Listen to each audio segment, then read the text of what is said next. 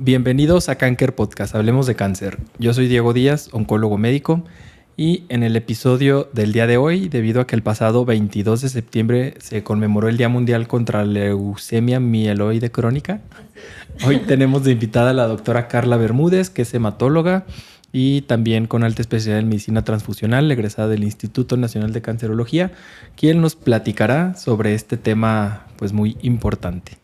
Hola Diego. Y bueno, Carla, para iniciar con este tema, y como es costumbre en los episodios, ¿qué tan común es esta leucemia? O incluso un poquito antes, o sea, ¿a qué nos referimos cuando hablamos de la palabra leucemia? Sí, bueno, pues para hablar un poquito como de generalidades y que el público sepa, existen dos tipos de leucemias. Bueno, muchos tipos, pero así como a grandes rasgos, hay leucemias que son agudas y hay leucemias que son crónicas. En este caso vamos a hablar de la leucemia específicamente mieloide crónica, que va a tener pues mucho mejor desenlace que las leucemias agudas. Y bueno, en cuanto a epidemiología, se dice que es el 15% de todas las leucemias que se diagnostican en los adultos. Y bueno, en cuanto a incidencia en Estados Unidos, cada año pues se presentan 9,000 casos, ¿no? Y es de 2 por cada 100,000 habitantes. Entonces, pues más o menos eso es como las estadísticas que hay en Estados Unidos, porque no hay mucho descrito aquí en nuestro país.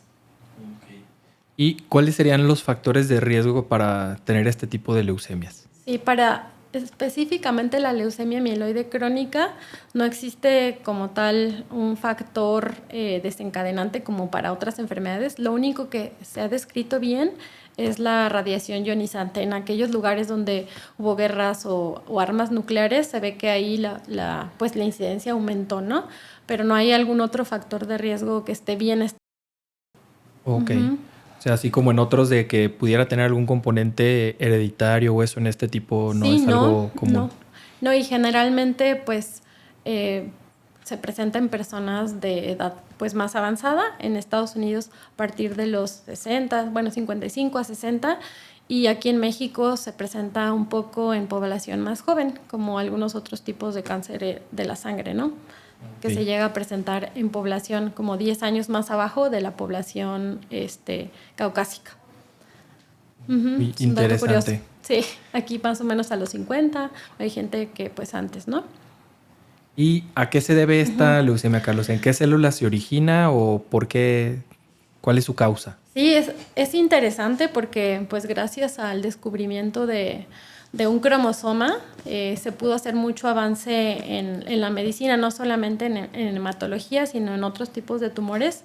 Y bueno, estos principalmente porque hay una translocación. Tenemos, pues ya sabemos, los cromosomas de diferentes números, tenemos el 9 y en este caso en el cromosoma 9 está un gen que es el ABL. Entonces hay una ruptura pequeña en ese cromosoma, va y se une con la porción BCR del cromosoma 22. Entonces este este cromosoma de fusión va a ser el cromosoma de Filadelfia, ¿no? Este dichoso cromosoma famoso, y es famoso por cómo se comporta el cromosoma y qué es lo que hace, ¿no? Ok. Y para hacer, o bueno, ¿qué síntomas puede tener una persona que tiene este tipo de leucemia? ¿Cómo se Sí. presenta o cómo llega contigo? Generalmente cuando se diagnostican va a ser pues la mayoría de los pacientes van a estar en una fase crónica de la enfermedad, que es la fase pues más indolente, ¿no? Y generalmente los síntomas son secundarios al crecimiento del vaso. El vaso crece, entonces pues el síntoma asociado a que el vaso crezca es que puedan tener como saciedad temprana, molestia abdominal. Otros síntomas también son asociados a que pueden tener anemia, entonces pueden tener fatiga. Y más poco frecuente es que gracias al aumento de los glóbulos blancos, generalmente ya cuando son más de 100,000 pueden tener pues sensación de falta de aire, se llama leucostasis, ¿no? Pero eso es generalmente ya cuando los leucos están muy altos y no en todos los pacientes. Entonces ellos ya pueden tener como pues esta dificultad para respirar o pueden tener cefalea por el aumento también de los glóbulos blancos. pero que el 50% de las personas no tenían síntomas y pues fue un hallazgo en una biometría hemática o que le hicieron algún estudio de imagen y pues ya ahí vieron el crecimiento del vaso. Entonces, la mitad puede tener síntomas y la otra mitad personas asintomáticas que se hacen alguna evaluación. ¿Y cómo es que haces el diagnóstico? Ahorita mencionabas ya lo de la biometría hemática, pero o sea, ¿cómo llegas al diagnóstico de sí, este el tipo diagnóstico, de leucemia? bueno, es una leucemia que va a estar caracterizada por un aumento en los glóbulos blancos y especialmente en la serie mieloide van a haber aumentos de los neutrófilos, pero para nosotros hacer el diagnóstico inicial necesitamos hacer un aspirado de médula ósea porque vamos a poder estadificar. Como te dije, la enfermedad puede ser en una fase crónica, una fase acelerada y una fase pues blástica, ¿no?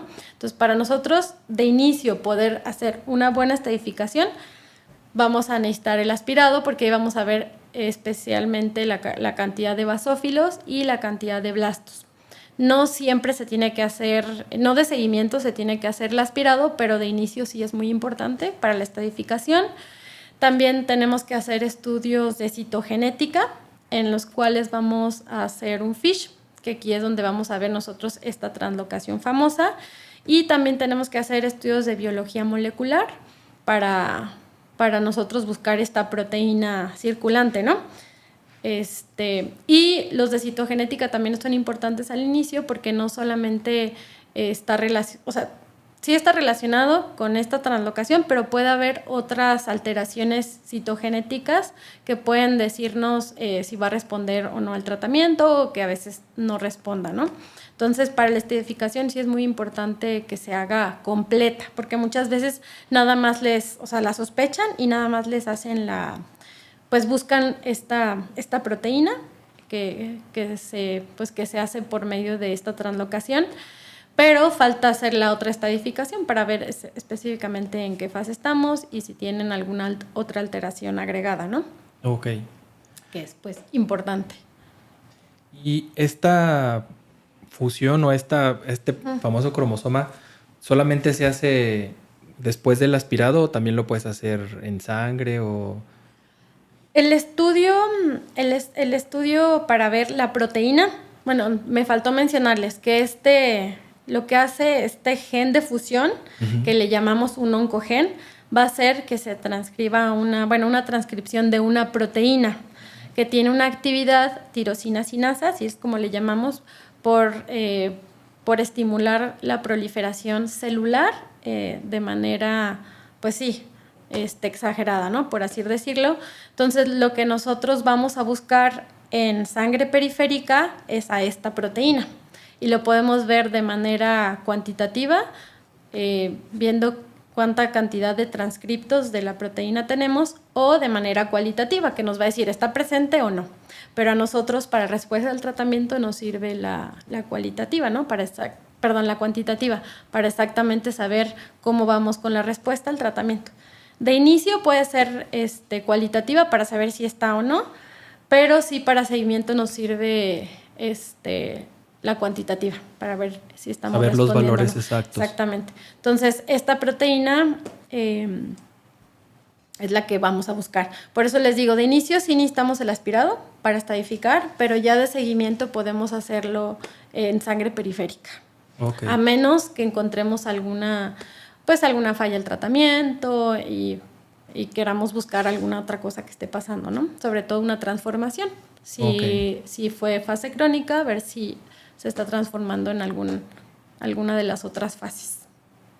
Y así como vemos de repente en otro tipo de tumores o de linfomas, ¿aquí los estudios de imagen tienen algún valor o todo es con el aspirado y con los estudios en la sangre? También podemos ver para ver el vaso, porque como te mencioné, es una enfermedad que puede hacer que tengamos crecimiento del vaso, entonces eso nos va a ayudar a ver, delimitar bien el vaso, pero no como para hacer la estadificación. No, y en algunas ocasiones sí hay crecimiento de los ganglios y demás. Ok. Y ya una vez que hiciste todo este recorrido desde que conociste al paciente, viste todo su historial clínico, sus síntomas, le hiciste su aspirado y llegas al diagnóstico de esta leucemia mieloide crónica. ¿Cómo es o cuál es el tratamiento? Sí, tienen mucho éxito este tipo de leucemias por el descubrimiento de los medicamentos que van específicamente a bloquear la acción de de esta proteína que se produce de manera exagerada, que es la tirosina sinasa. Entonces, estos medicamentos van a bloquear esa actividad y por ende, pues no van a producirse estas proteínas en sangre periférica y vamos a tener como, pues, podemos ser como como un paciente con diabetes, ¿no? Le das su medicina para la diabetes, se baja el azúcar y así lo sigues vigilando. Igualito aquí, si hay una respuesta inicial al tratamiento, pues el éxito es bueno en estos pacientes, secundario a que pueden tener ese tratamiento blanco, ¿no? Esa terapia que va dirigida contra esa actividad de esa enzima. Entonces, pues sí. Sí. Y quizá en el mundo de la oncología este avance en el tratamiento fue un parteaguas para todos los tratamientos oncológicos porque fue la primera terapia blanco, ¿no? Así que se es. tuvo en hemato y en oncología en general, ¿no? Sí, claro, sí. Por eso es tan importante en el avance de la medicina oncológica el descubrimiento del cromosoma Filadelfia y la actividad que producía, ¿no? Lo que hacía. Y bueno, ya en la actualidad hay muchos tratamientos. Sabemos que al principio pues nomás era el imatinib, pero bueno, también de acuerdo a las características de los pacientes, el tratamiento que se va a elegir, ¿no? Hay unos que pueden ser más tóxicos para personas que tienen algún problema renal o gastrointestinal, o a otros que pueden ser más tóxicos para aquellos que son diabéticos o aquellos que pueden causar problemas pulmonares. Entonces, todo va encaminado a cuál es el mejor, a cuáles son las características del paciente. Ok. Y una vez que ya, o sea, bueno, el punto entonces es, como comentabas, o sea, la enfermedad, cronificarla. Exactamente, y darle seguimiento. Y, por ejemplo, en los pacientes que son jóvenes podemos iniciar con los inhibidores de la tirosina sinasa de segunda generación. Y para los pacientes pues que ya son más añosos y responden bien al de primera generación, con ellos sí podemos iniciar con ese tratamiento por el tipo de respuesta. Se sabe que los de segunda generación pueden tener una respuesta más rápida. Entonces, eso buscamos con los pacientes más jóvenes, pero tanto los de primera como segunda generación se pueden dar de inicio. Okay. Tienen buena efectividad. Excelente. Y en otro tipo de leucemias y de otro tipo de cánceres, sabemos también que pues está la quimioterapia. ¿En este tipo de leucemia la quimioterapia juega un papel? No. Antes se utilizaba la quimioterapia, pero ahorita la primera línea va a ser siempre un inhibidor de la TKI. Ok, lo cual resalta aún más tener este diagnóstico de certeza, ¿no? Porque sí, claro. Es una leucemia, como dices, que lleva un tratamiento diferente. Sí, la verdad es que sí, y tienen buen pronóstico a largo plazo cuando hay una respuesta al tratamiento. Muy bien. Y ya para, finalizar, ¿este tratamiento, Carla, se da de forma indefinida o hay algún momento en el que puedes detener el tratamiento y después vigilas o cómo definen? O sea, en la actualidad, sobre todo en las personas jóvenes, hay algunos criterios que podemos, que los pacientes pueden cumplir, pero tienen que cumplir como todos los criterios para que nosotros podamos decidir dejarle de dar el tratamiento. Pero sí se puede. Ahorita hay estudios en pacientes que han dejado de recibir el tratamiento si cumplen con las características, o sea, no vayan a dejarlo si están en casa y tienen el tratamiento. Su hematólogo tiene que haber visto que cumpla con todas las características para poder decidir suspender el tratamiento. Ok, súper bien. Y pues para cerrar, Carla, ¿algún mensaje final que quieras dar sobre este tipo de leucemia? Pues en general, que si tienen fatiga, si sienten saciedad temprana o si tienen algún síntoma relacionado con lo que dije, pues que vayan y se hagan una biometría hemática o vayan con su médico. Más bien, que vayan con su médico, porque luego si nos hacemos estudios y vemos algo que no entendemos, no vamos a poder abordarlo, ¿no? Entonces, que si tienen algún síntoma, no se aguanten, y que acudan a su médico, ¿no? Sobre todo los que explicamos que pueden, porque mientras más temprana se encuentre la enfermedad, pues puede tener mejor desenlace y menos efectos secundarios a la hora de dar el tratamiento. Hay algo importante que no mencioné, que a veces también se da terapia para citorreducir la cantidad de glóbulos blancos que tenemos, ¿no? Porque okay, ya una vez que está la enfermedad activa, puede que tengamos en sangre periférica muchísimos glóbulos blancos, entonces podemos hacer que se baje esa carga de glóbulos blancos circulando y también dar posteriormente, ya cuando se haga el diagnóstico, los inhibidores de esta tirosina sinasa. Excelente. Recuerda que este podcast es informativo. Si deseas más información o que hablemos de algún tema en especial, lo puedes escribir en comentarios. Y bajo cualquier síntoma de sospecha, acude a un especialista certificado. Siempre hay algo que hacer. En Canker, tu lucha es nuestra lucha. Síguenos en nuestras redes sociales, @canker.oncología en Facebook, Instagram, en TikTok y @cankeroncología en YouTube. Nuestro sitio web es canker.com.mx o contáctanos vía WhatsApp al 3315 19 4700.